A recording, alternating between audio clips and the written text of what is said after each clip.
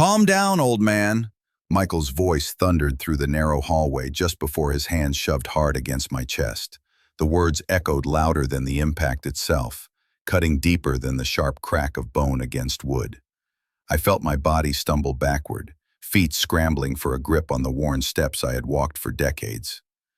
In that suspended instant, I wasn't just falling, I was seeing years collapse into this moment. The house I'd built with my own hands, the same stairs Margaret and I painted together after our wedding, had become the weapon my son used against me. And yet, even as my back slammed against the edge and the breath rushed from my lungs, my right hand clenched tight around the phone. Its small screen still glowed, the recording light steady, as if reminding me not to let go. The house was quiet except for the dull hum of the furnace and the ticking of the hallway clock. Outside, winter pressed against the windows, a cold that seeped into the silence. My breathing rasped harsh in the stairwell. Michael stood above, his frame outlined by the weak golden bulb overhead, shoulders tense, fists shaking. "Sign the papers, Dad," he barked, his voice cracking with anger, or was it desperation? "This property belongs to me. You're just hanging on." The words tore into me more than the shove. Old man, 2 syllables laced with contempt. I pushed myself upright slowly, pain radiating across my ribs, the joints in my knees screaming with each attempt to move. I wanted to say something sharp, to remind him of the nights I stayed awake fixing this roof after storms, the hours spent building his first treehouse. But the words caught in my throat. Instead, I forced my gaze upward. Michael's eyes wouldn't meet mine. His jaw trembled. I knew that look, not just anger, but fear. The kind of fear that makes a man lash out before he's exposed. The debts he carried had already eaten away at his decency, and tonight he'd chosen violence as a shortcut. The oak railing dug into my palm as I steadied myself. Each breath stung like fire in my chest, but beneath the ache, another realization burned brighter. This fall was not an accident. It was betrayal, deliberate and cruel. A son deciding his father's dignity was an obstacle. "You don't get it," he spat, pacing at the top of the stairs, hands gesturing wildly. "You're old. You don't need the space. You don't need the money. It's wasted on you." His footsteps thundered against the hardwood, each stride a reminder of how little respect remained between us. I let him rant, my silence heavier than any rebuttal. In that quiet, my mind replayed the faint beep I had heard earlier when I pressed record. Months of suspicion had led me here, to this exact moment. Michael thought I was frail, distracted, too sentimental to protect what mattered. He hadn't noticed that sometimes stillness is not weakness, it's preparation. The banister creaked under my grip as I straightened fully, meeting his glare with a steady calm I didn't entirely feel. My back throbbed, my hips screamed, but I refused to bow. The house carried our history, my life's work. Margaret's laughter still lingered in the walls if you listened closely enough. To surrender it with a pen stroke, to let my son bully me into erasing that, was unthinkable. He took a step closer, his shadow stretching long down the staircase. "Stop being stubborn, Dad. Just sign and be done." His tone softened, almost coaxing, but the edge remained. I said nothing. Pain radiated across my ribs, but I found a strange clarity in it. Each throb underscored the truth. The man standing above me was no longer the boy who once clutched my hand at the county fair, sticky with cotton candy. He was someone else now, a stranger wearing my son's face, consumed by greed and fear. And yet, in his arrogance, he had overlooked one detail. My phone, damp with sweat in my palm, its screen glowing faintly in the dim light, had been listening longer than he realized. Every insult, every threat, every shove, it was all captured. I lowered my eyes, feigning defeat, letting him believe I was too shaken to respond. He exhaled, mistaking my silence for surrender. But inside, a cold resolve formed. Betrayal had cut me, yes, but it had also sharpened me. The ache in my bones would pass. The bruise to my dignity would not. Still, I had no intention of shouting, no interest in striking back with fists. Truth would be my answer, patience my shield. I shifted slightly, adjusting the phone in my grasp, feeling the faint vibration of its processor humming. Every second was being preserved, a record that would outlast this night. The air between us hung heavy, his breathing ragged, mine measured. Snow tapped against the window in faint rhythms, as if the world outside still believed in peace. Inside, war had already begun. I tightened my grip around the phone and let my eyes drop to the glowing screen. I quietly looked at the screen. The secret recording was still running. Every wooden step beneath my feet was nailed in by these very hands. I said it out loud to steady myself as I eased down onto the bottom stair, the wood warm from the furnace breathing through the vents. The house held its breath with me. In the living room, the grandfather clock beat time with the same patient tick Margaret used to hum along to when she dusted its face on Sunday afternoons. Her photo, wedding day smile, bouquet slightly crooked, watched from the wall, and for a moment I could almost hear her teasing me about the uneven trim I swore I would sand next weekend. I worked slowly, old hands, careful hands. I rolled my shirt up and checked the ribs along my side, thumb pressing until the ache sharpened and then eased. Nothing broken, I thought, but bruises blooming under the skin like storm clouds. I opened the drawer in the hall table where we kept everything from spare keys to bandages. The tape still smelled faintly of adhesive and dust. I wrapped my chest with the steady rhythm of someone who has built and rebuilt. Pull, breathe, secure. The air tasted of winter and lemon oil. I had polished the banister last week out of habit, the way you mind a thing you're not ready to lose. This house used to be a promise. We poured concrete together in the spring rains, Margaret standing in rubber boots, laughing when I smeared a streak across her cheek with the back of my glove. We measured and remeasured every run of molding because the corners mattered to us, the way corners do to people who expect to live a long, ordinary life inside them. The kitchen cabinets still hold little pencil marks on the inside lip, Margaret's shorthand for which screw belonged where. I've never erased them. They're a map of our young patience. Tonight, those same corners felt like places where shadows gather.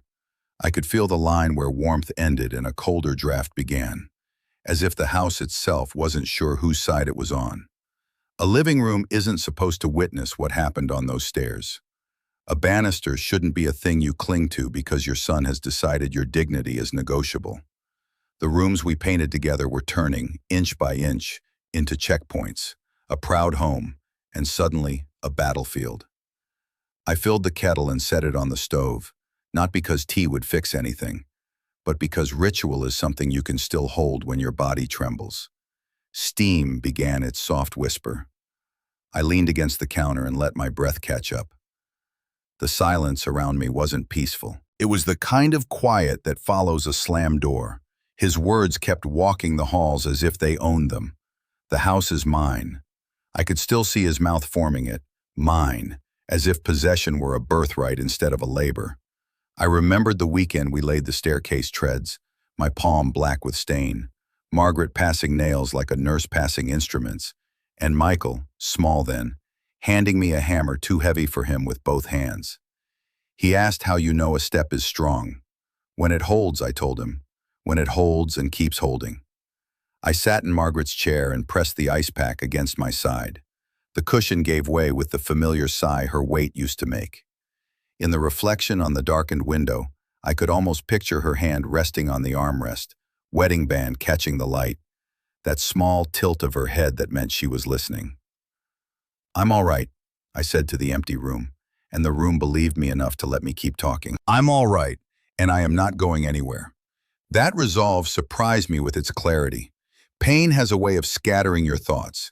This pain pulled them into a line. I traced the grain of the end table with my thumb, following the long river of oak through knots and whorls. Every surface had a story etched into it. Coffee rings from the winter we learned our son preferred the company of friends to dinners at home. A nick on the baseboard from moving the piano twice because Margaret swore it sounded better against the west wall. This place was not just shelter. It was memory, arranged in lumber and light. I made the tea and carried it to the mantel, letting the steam wash my face. The clock chimed the half hour. The chime had always sounded a little flat. I never got around to adjusting it. Margaret said its imperfection made it ours. Imperfection is a kind of ownership. Hearing it now, I understood what felt so threatened. It wasn't only my bones or my rights. It was the story Margaret and I wrote, the way our days settled into these rooms. To sign it away would be to tear the last pages from a book we bled to finish. The house shifted as the furnace kicked on again. Floorboards answered with small complaints. I know these sounds like I know my own breathing. I know where the north window sticks and which light switch needs a firmer thumb. If a stranger moved in, even my silence would be a trespass to them. If my son took it by force of paper and impatience, he would never hear what I hear. How the kitchen makes a soft thump when the pipes warm. How snow tapping the glass sounds different in March than in January. I stood and tested the stairs again, one hand sliding along the banister. The varnish was smooth under my palm. I spoke to the wood the way carpenters do when they're alone. Hold. Hold. The memory of his push flickered and was gone, leaving only the reminder that a man who will shove his father at 72 will shove him again if you give him the chance. Pain flared as I took the third step. I welcomed it, the way you welcome a warning bell you can hear clearly. Across the room, Margaret's photo caught a wedge of lamplight and brightened as if she'd stepped closer. I know, I told her. I know what I have to do. My voice didn't shake.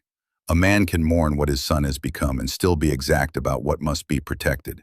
Not out of stubbornness, out of stewardship. I set the tea down, found the small notepad we used for grocery lists, and wrote 3 lines. Call Howard. Document injuries. Lock side door. The pen pressed a little harder than usual. The letters came out darker, certain. Outside, a car rolled past on the slush and faded away. The refrigerator clicked. The house kept time. It settled on me all at once, clean as a nail driven straight. It isn't only my body they're trying to bruise. It's the years. It's the photographs and the marks on the inside of the cabinets, and the music the clock makes even when it's a little wrong. It's the fact that this place remembers us, and they are trying to make it forget. My phone buzzed on the table, a sudden insect in the quiet. I didn't reach for it right away. The kettle on the stove ticked as it cooled. Snow, patient as a metronome, tapped the window pane. When I finally picked the phone up, the screen lit my sore knuckles blue-white. A new message glowed there. Number familiar. Tone, not. My phone buzzed.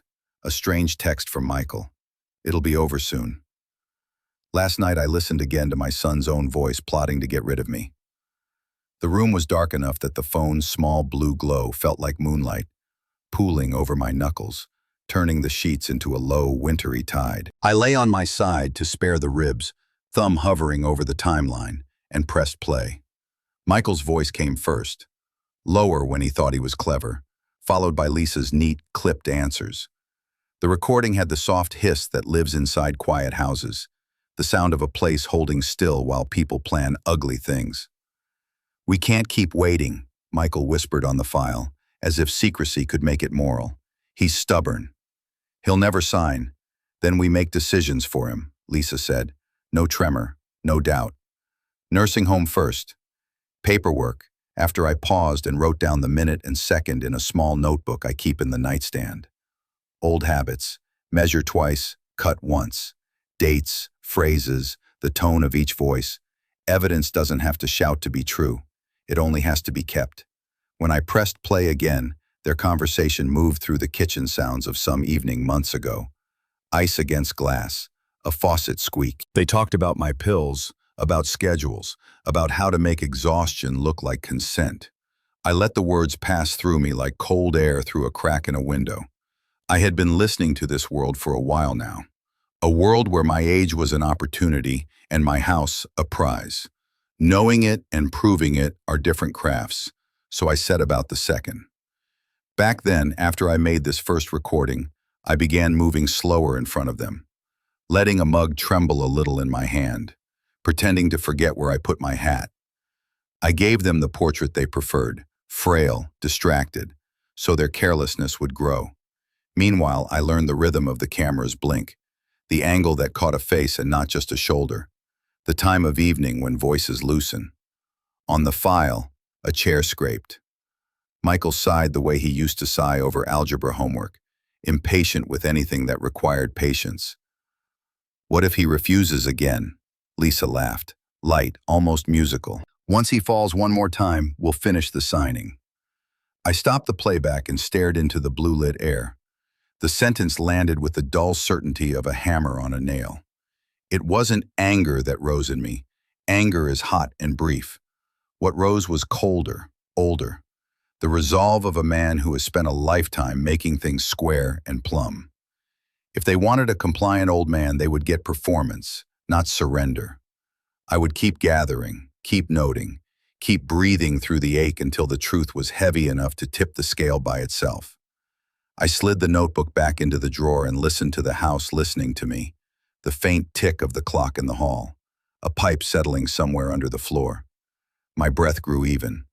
I reached under the lip of the bookshelf, to the place where dust collects in peace, and felt for the tiny lens I'd learned to trust. I looked at the small camera hidden on the shelf.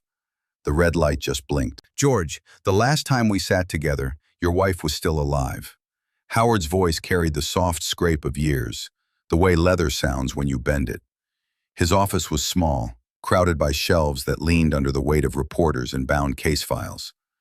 A brass desk lamp pooled warm light across a blotter scarred by signatures. Snow dusted the window ledge, muffling the traffic outside until it felt like we were talking in a pocket of time no one else could reach.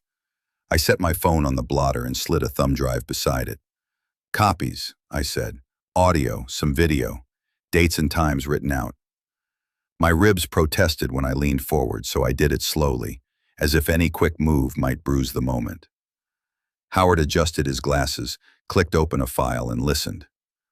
Michael's voice spilled into the light, too smooth, too certain, followed by Lisa's tidy cadence. The recording's faint hiss threaded the room, a reminder of how quiet a house can be when cruelty thinks it's unobserved. Howard's face didn't change, but his pen began to move. A list, a timeline, a skeleton for truth to hang on. "This isn't just a family dispute," he said finally, and the old gentleness in him made the words land even harder. "It's elder abuse, physical, financial, and coercive. The law knows what to call this." I nodded, eyes fixed on a tiny dent in the desk where someone else's story had once borne down. "I've started setting small cameras," I said. "I move slower when they're around. Let them underestimate me." I didn't mention the letter for my grandchildren, or the way the house felt like it was bracing with me. Some things you keep close so your resolve doesn't leak out through conversation. He flipped through a statute book as if it were a hymnal and pointed with his pen.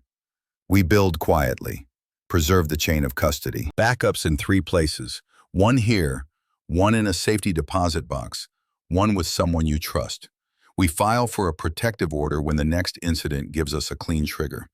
And when we act with the whole toolbox: recordings, injuries, financial records, a neighbor willing to testify."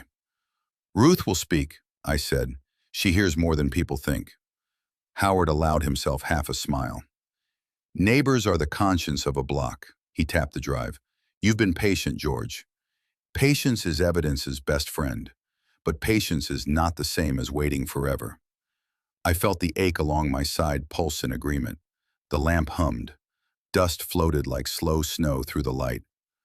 "I'm not interested in revenge," I said, "only in making the truth inescapable." He closed the folder with a soft thud, then looked up at me the way old friends do when words are vows. "When you're ready, I'll stand beside you." We sat in that promise for a beat. The clock on his wall ticked with the same stubborn rhythm as the one in my hallway at home. I pocketed the phone, kept the thumb drive on his desk, and took a breath that didn't hitch. My coat was halfway on when the phone shivered in my palm. Michael's name burned on the screen. I lifted it to my ear, said nothing, and listened to his breath stumble before the words. "Dad, we need to talk now. If anything happens, Emma and Jack must know I love them more than anything." I said it softly as I pulled the notepad closer on the old wooden table. The desk lamp threw a small circle of warm light, the kind that makes paper look forgiving. Outside, snow ticked against the glass in thin, hesitant flurries. My ribs still ached from the fall, but the ache seemed to steady my hand. I wrote their names carefully, the way I taught them to print their first letters at this very table after Sunday lunch. I told them what grown-ups rarely say out loud, that love is a kind of work, and work is a kind of love, and this house was both. I wrote about the treehouse that never quite sat level, about the summer Emma declared dandelions were sun coins, about Jack's stubborn way of tying his laces double just to be sure. I didn't mention the shouting on the stairs or the papers their father wanted me to sign. Children don't need the full weight of adult failures. They need the truth trimmed to what they can carry. The pen moved slowly. I promised I would try to be here to see the bent nails straightened, the school concerts endured, the ordinary meals made better by company. And if I couldn't be, I wanted them to know that some things outlast fear. A handwritten note, a steady voice, the smell of sawdust in winter. I wrote that courage isn't loud. Most days it looks like keeping your word. When the kettle clicked off in the kitchen, I paused and let the quiet come back. I added the practical parts, where the spare key is, who to call if the furnace coughs, that Mr. Howard is a kind man with a stern voice but a fair heart. I signed my name the way Margaret liked me to, full and rounded, as if the letters themselves stood upright. I slipped the letter into an envelope, wrote EMMA and JACK in block letters, and opened the drawer where we keep straight photos. There we were, Margaret in her garden hat, Michael missing a front tooth, me squinting against a July sky. I tucked the envelope beneath those faces, a small raft under a larger sea.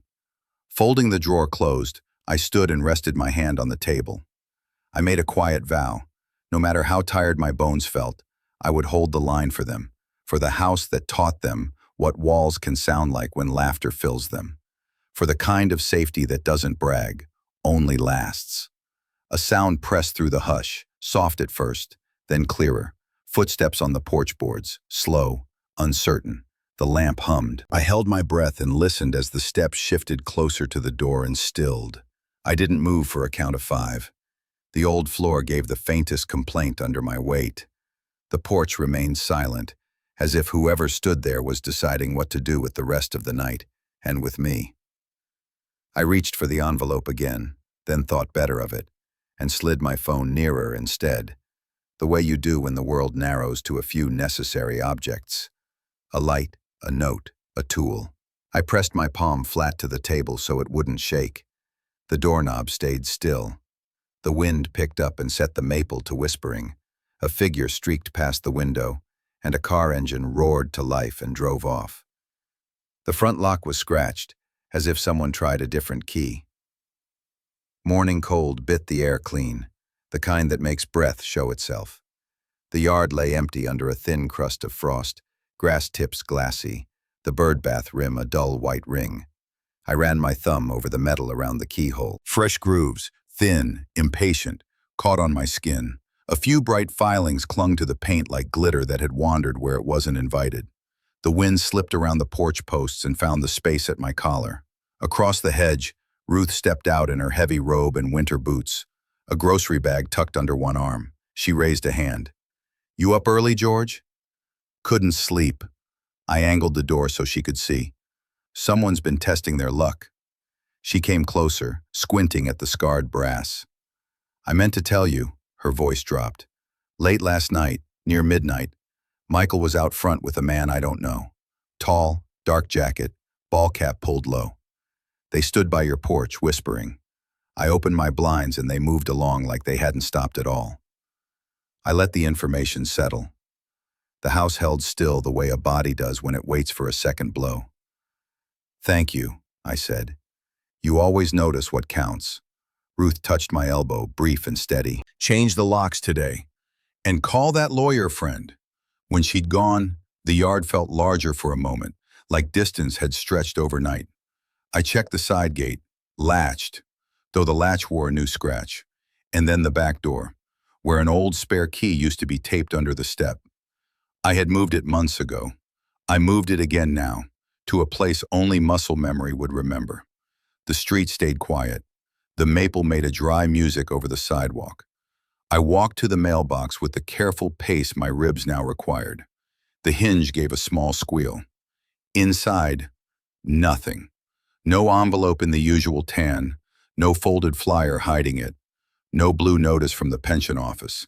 Today was delivery day. I stood there a moment longer than I needed, the metal cool against my fingers, as a different cold worked its way through me. I checked the ground. A scuff near the curb.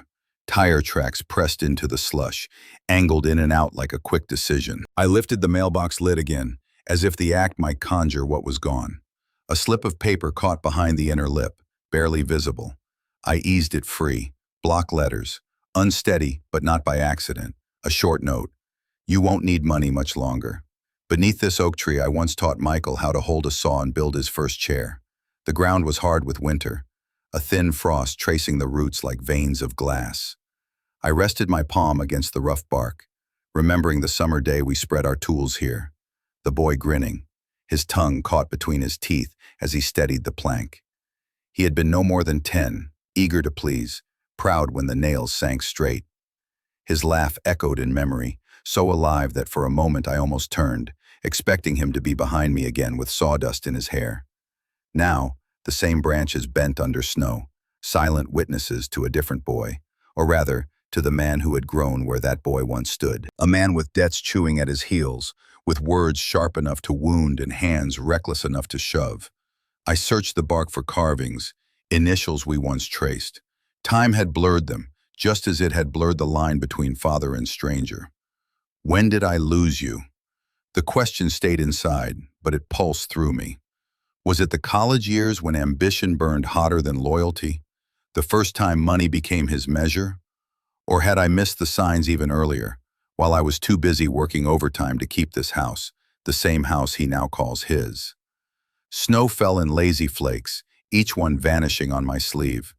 The air smelled of iron and pine. I thought of Margaret, who used to say children are lent to us, not given. But lent for what? To watch them turn into creditors of their own parents. My ribs ached where the stairs had bitten, and the ache fused with something deeper. Grief for someone still alive. The phone buzzed in my coat pocket, startling the quiet. Michael's voice spilled out before I could even say hello. Dad, stop dragging this out. If you don't sign, worse things will happen. You understand?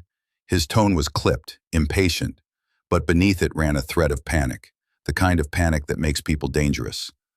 I let him talk, his threats tumbling out like cold wind, and stared at the oak's scarred trunk. My thumb slid across the phone screen, hovering just above the folder of recordings.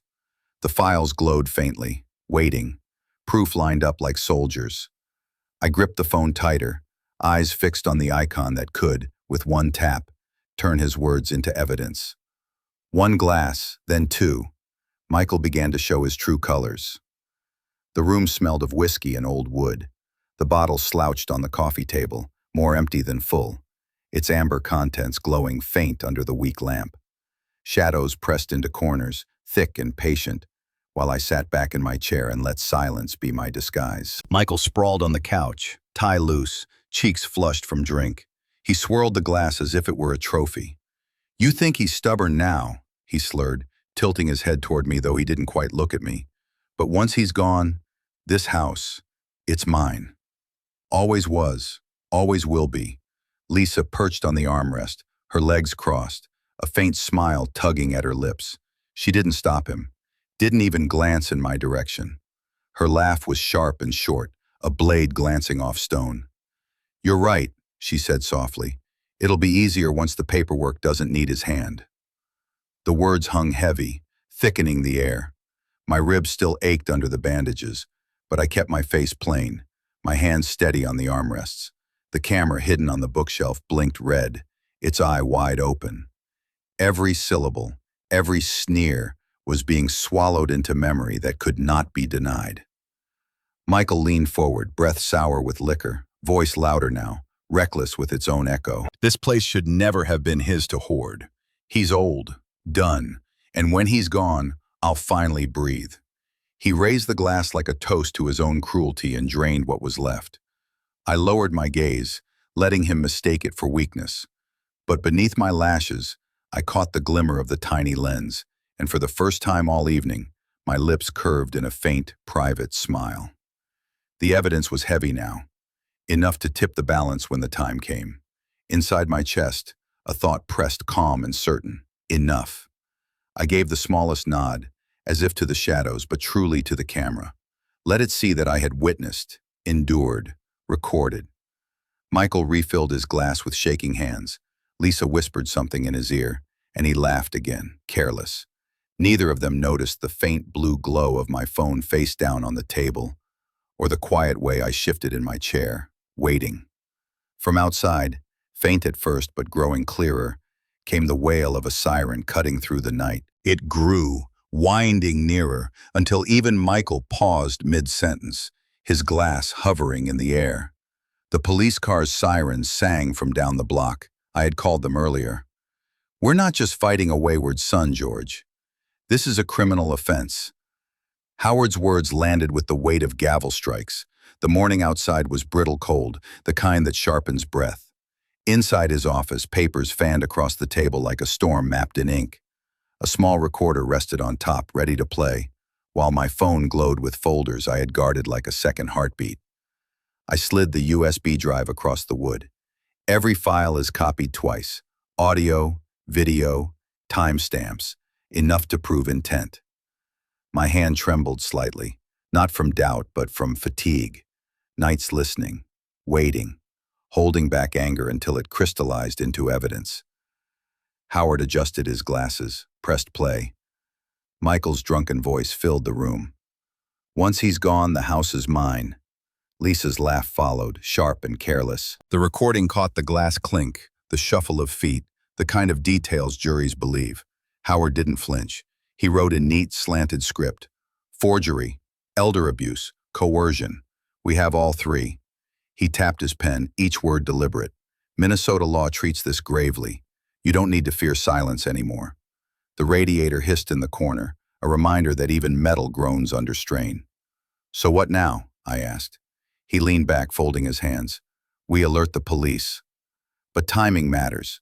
They need to witness the escalation.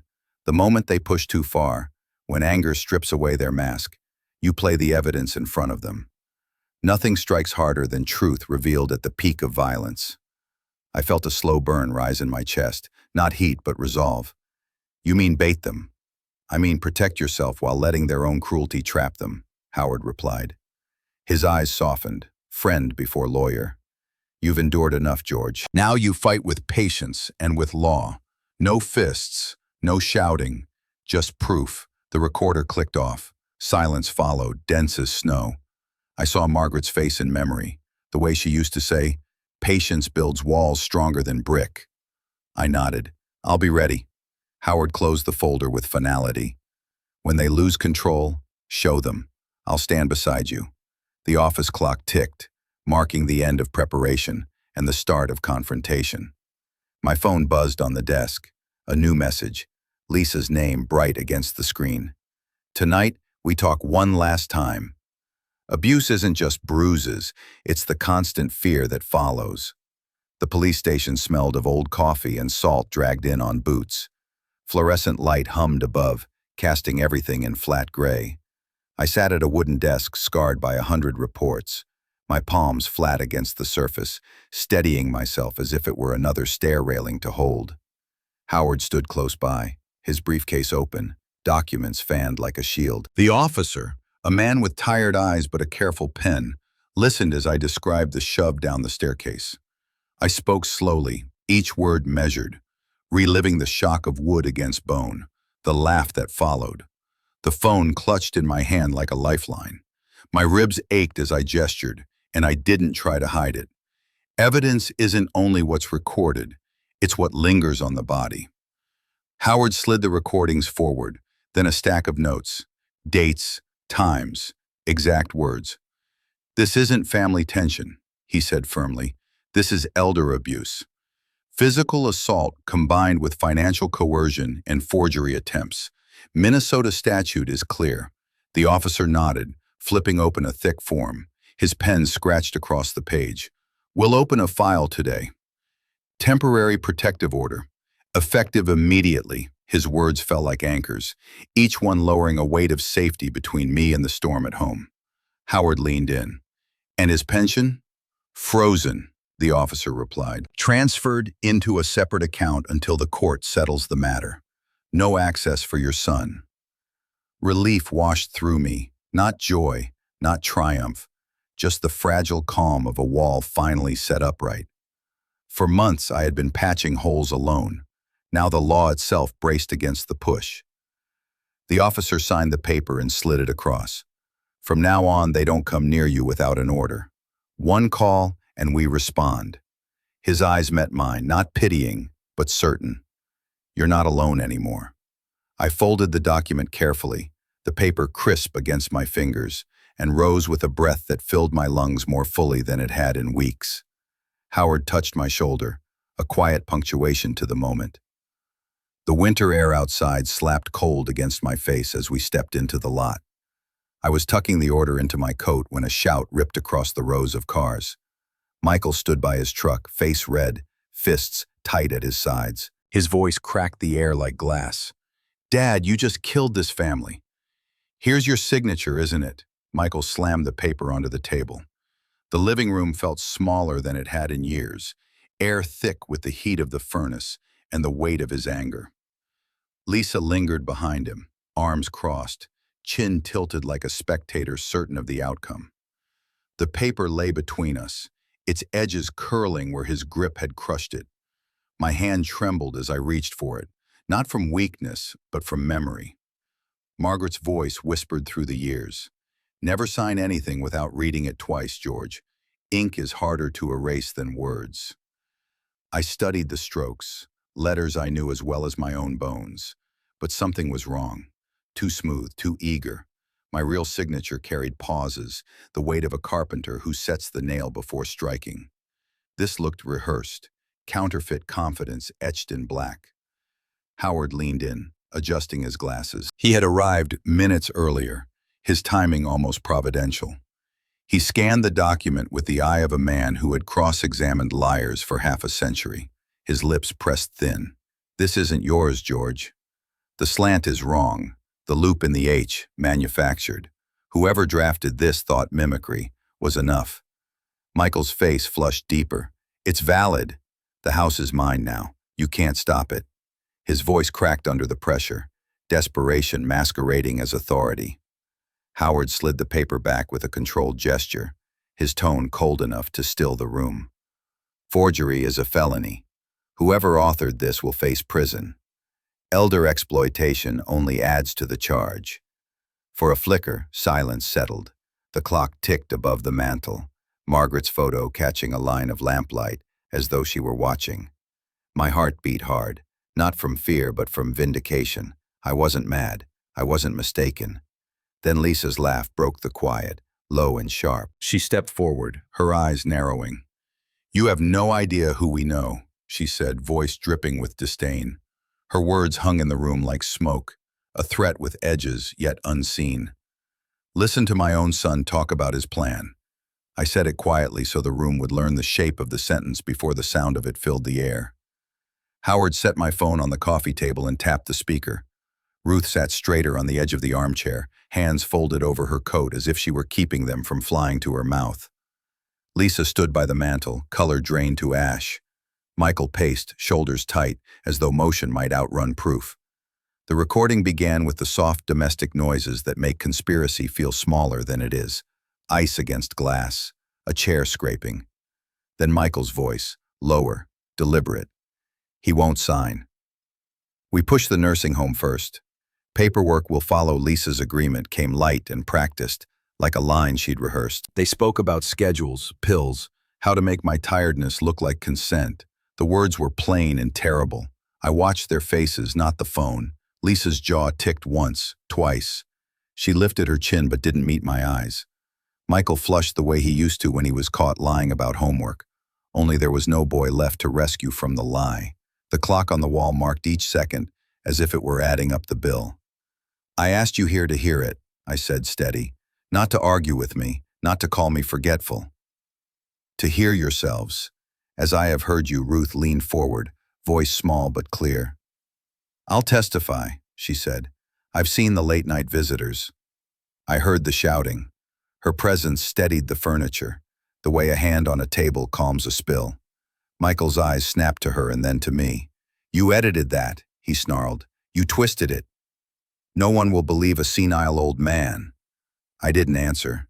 I didn't need to. Howard reached to pause the recording, then let it play, the final damning sentence looping back like a refrain. Somewhere outside, tires crackled over old snow. Footsteps hit the porch, heavy, unhurried. The front door burst open. The police stepped inside. "Michael Miller, you are under arrest for abuse and forgery." The words cut through my living room like a blade drawn clean. Red and blue lights strobed across the walls, washing Margaret's photo in alternating bruise and frost. Snow hissed under tires outside. Wet boots scuffed my rug inside. Two officers moved with the economy of people who have done this before, one reading from the warrant, the other guiding my son's hands behind his back with a practiced firmness that was not unkind. Michael jerked once, hard, as the cuffs clicked. "This is insane," he barked, but his voice wavered at the end, a note of fright slipping free of bravado. He twisted toward me. "Dad, tell them. Tell them this is a misunderstanding. You know me." I looked at him, and I did know him. Knew the boy who once slept in a tent made from bed sheets and broom handles in this very room, who laid his head on my chest when thunder shook the windows. I also knew the man who had shoved me down my own stairs, who had practiced my name in a forged hand. Recognition can be a kind of grief. Howard stood near the mantel, tie straight, jaw set, my phone face up on the table like a small, bright witness. The officer finished the reading. "You have the right to remain silent." Answers that once belonged to other people's stories saturated the air of my house. Lisa pressed a tissue to her eye and made a small, wounded sound. She moved closer to me, turning her face just enough for the nearest officer to see the tear that wasn't there. "George," she whispered, "please, he's scared. He's made mistakes, but—" Her gaze slid past me to the papers and the drive on the table, calculating the distance, the angles, the chances. "Step back, ma'am," the officer said evenly. She obeyed with a flutter that suggested surrender while her eyes kept tally. I caught the flash of something behind the performance. Not panic, not yet. Strategy. Ruth hovered near the doorway, her hands folded tight around each other.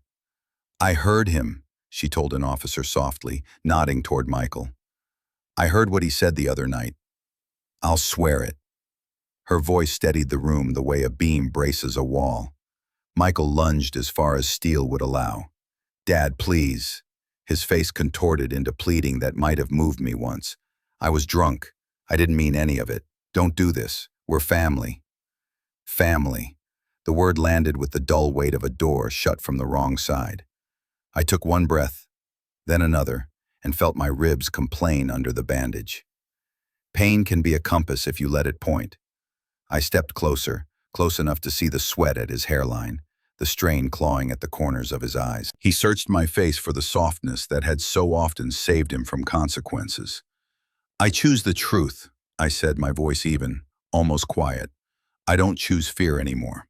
The sentence surprised me with how unhysterical it sounded. No heat, only steel cooled in snow.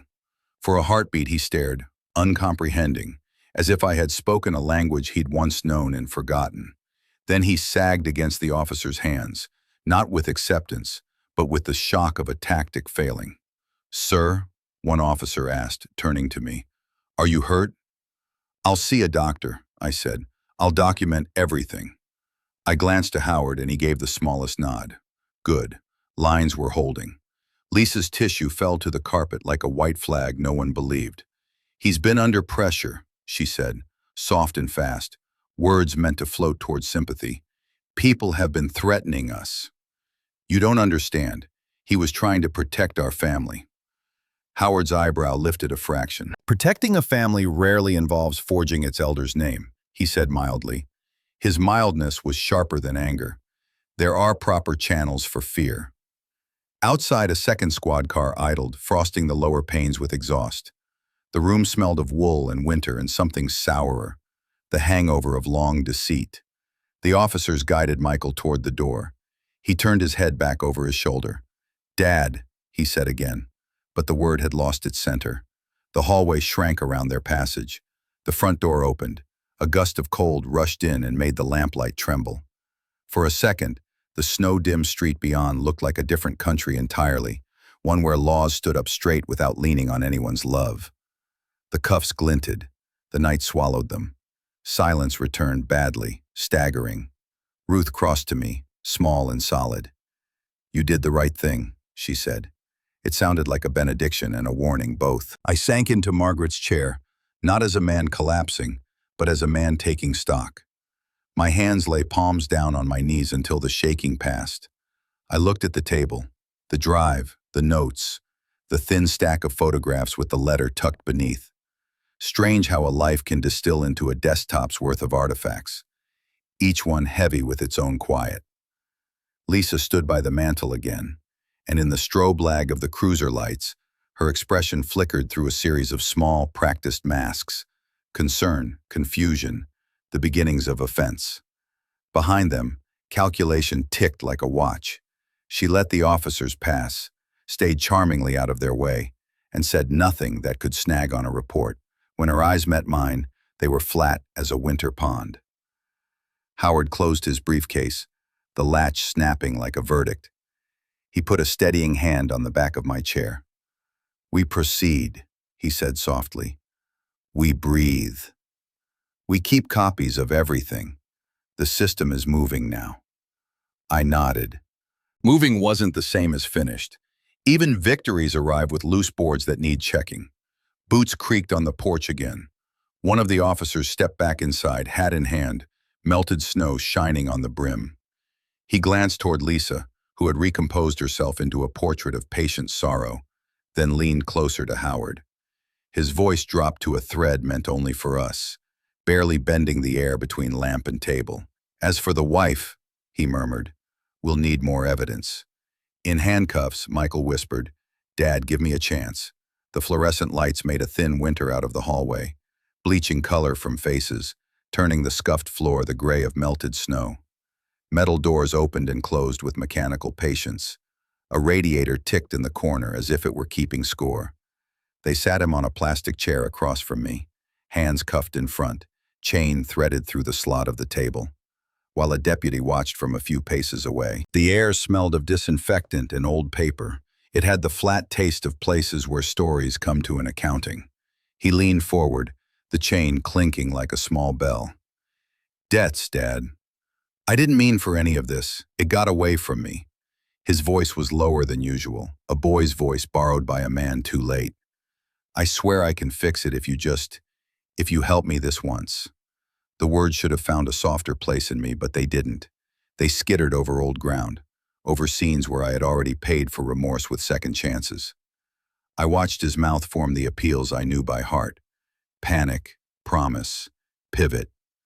Some part of me named each stage as it passed, the way a carpenter names each tool as he puts it back on the wall.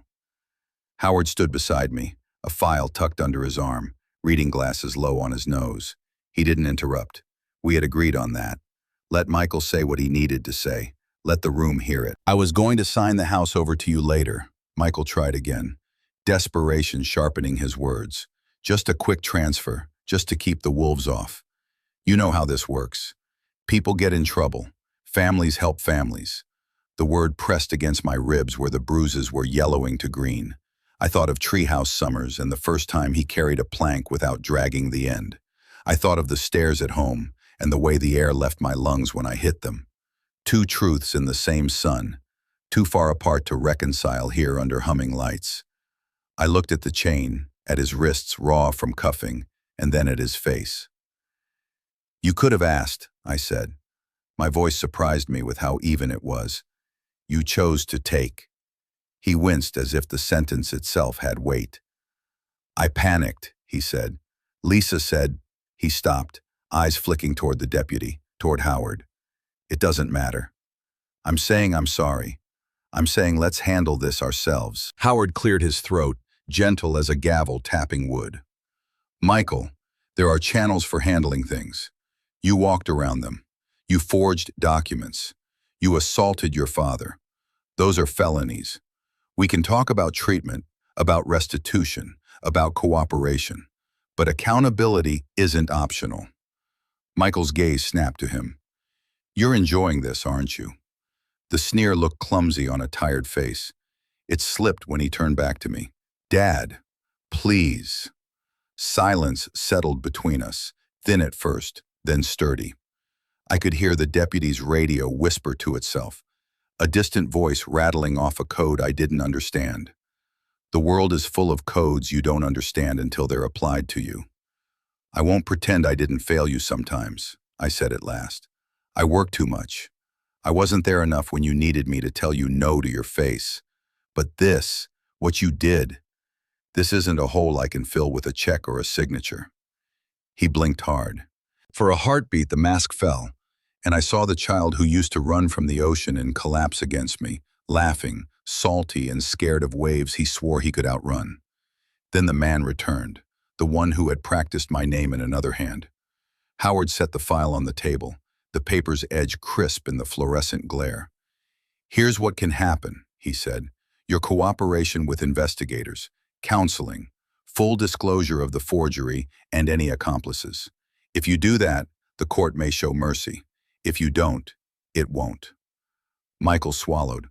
Accomplices? His mouth twisted. You think Lisa?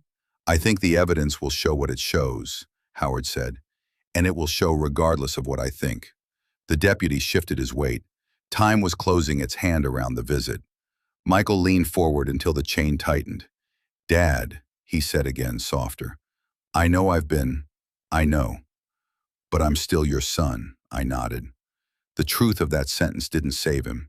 It didn't save me either. It sat between us like a photograph you can't put back in the album because the page won't lie flat anymore.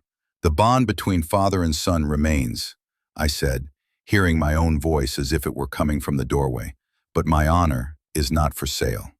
He flinched, not at the word honor, I think, but at my. It was the first time in a long time I'd said it that way out loud. The deputy touched his shoulder. Howard gathered the file again, tenderness and duty living in the same movement. As we stood, a clerk hurried down the hall with a manila envelope, cheeks flushed from the cold outside. She glanced at Michael, then at me, and spoke to Howard in the practiced whisper of bad news made official. Papers slid from envelope to hand. Howard read, his mouth a straight line, and passed the page to me. The seal at the top looked haughty under the fluorescent light. Outside, Lisa had filed a petition to claim my assets, her scheme moving on without him. I came back to the house I built and found it still standing, despite the storm. The front steps creaked the way they always have, not in protest but in greeting. Icicles were thinning along the eaves. The gutters ticked as meltwater found its path. Inside, the furnace breathed a steady warmth that felt earned. I set my coat on its peg and stood in the quiet, letting the rooms take my measure. Old boards, old man, both of us upright. Ruth knocked with the politeness of someone who lives close enough to see your lights. She held a foil-covered pan and a smile that had done more service than any patrol car. Lemon bars, she said. The committee at church insisted. And George, the whole block is behind you. People have been asking what you need. She lowered her voice. If you need someone to sit nights, I'll sit. If you want a ride, I'll drive. If you just want the company of someone who can keep quiet, I'm gifted at that. We laughed together, softly at first. The pan went to the counter. The kettle went on. She told me how the neighbors had taken turns watching the street this week, how Mr. Novak across the way had finally put up the porch light his wife asked for 5 winters running. It felt like the right week to see the front steps, he'd said. It was a small-town kind of protection. Porch lamps and second mugs, a little piety, and a lot of practice. Howard came after lunch, hat in his hands, the cold clinging to the wool. He set a folder on the table and tapped its edge with 2 fingers, a ritual that meant the papers inside would hold. Good news, he said. The house is secure. Accounts are protected. The judge signed what needed signing. No trumpet followed, just the kettle's soft whistle and the relief of something heavy set down properly. I walked him through the rooms the way you tour a friend through a story. He paused at the stairwell, brows tightening, then nodded as if approving a repair. Back in the living room, I lowered myself into the old wooden chair I built the winter we decided evenings were for reading again. The cushion sighed, familiar and forgiving. Sun warmed the floorboards in long rectangles, dust wheeled and settled, unafraid. Feels different, I said. Safety does, Howard answered. Maybe it was the steam rising from the cups or the way Ruth cut a crooked square from the lemon bars and scolded herself for it, but something loosened in my chest. The laugh that came was small and clean, my first in months. It didn't deny anything, it just made room beside it. We ate in companionable quiet, the clock marking out the ordinary. The house held steady, a fact among facts. I ran my palm over the arm of the chair, feeling the tiny nick where Margaret once bumped a candle holder, and we decided to leave the scar in place. Proof we lived. The phone rang. News that Lisa's court hearing would be scheduled soon. I charged my phone to full, refusing to let it die, just as I refused to let justice fade. Morning light stretched across the living room, laying golden rectangles on the floorboards. Dust floated in slow spirals, visible and unashamed. The air smelled faintly of coffee, faintly of lemon from yesterday's bars Ruth had brought. I sat in Margaret's chair with the phone warm in my palm, its battery green and certain. Proof rested in it. Voices, images, time-stamped truth. Howard sat across from me, leafing through papers more for rhythm than need. Everything is in order, he said. His voice had the calm of a man who had carried weight for decades and knew when it was finally off the scales. Ruth tended the kettle in the kitchen, humming half a hymn, her presence filling the house in a way silence could not. I opened the drawer and pulled out the letter I had written to Emma and Jack. The paper crackled softly, carrying both my hand and my heart. I read it again, lips moving without sound. Words about love, about courage, about never confusing age with weakness. I smoothed the fold lines, slid it back, and felt steadier knowing it waited if ever needed. The chair creaked when I leaned back, the same chair Margaret and I once argued over because she thought it too plain. Now it was my throne of survival. I closed my eyes and remembered her hand guiding mine across blueprints of this house, her laughter echoing up these very stairs. I remembered Michael as a boy with sawdust on his hair, proud of a birdhouse that leaned too far but still stood. Not all memories are kind, some are sharp, but all are mine. The phone buzzed once in my hand with a new message. I ignored it. For once I wasn't bracing, I was holding. I whispered to the empty room, I am not a useless old man. I am the keeper of the truth. The words sounded heavier than my breath, like they belonged to the beams and the brick, not just my chest. The front door banged open without warning, and footsteps pattered across the hall. Emma's small frame burst into the room, cheeks flushed from the cold, eyes brighter than the morning sun. She threw her arms around me so fiercely my ribs protested, but I didn't care. "Grandpa," she said, voice muffled against my shirt, "I want to stay here, with you." The house, battered but still upright, held the moment as if it had been waiting for it all along. Justice had finally reached the quiet house that once echoed with betrayal. What began with a shove down the stairs ended with evidence laid bare, a son unmasked, and a legacy preserved for those who still believed in truth. Justice may arrive late, but it strikes with the certainty of winter thawing into spring, reminding us that silence in the face of cruelty is its own form of defeat. Sometimes, a single act of courage can restore dignity not only for one life, but for an entire community. If you enjoyed this story, don't forget to like, share, subscribe, and comment your thoughts below. Type 1 if you resonate with this story.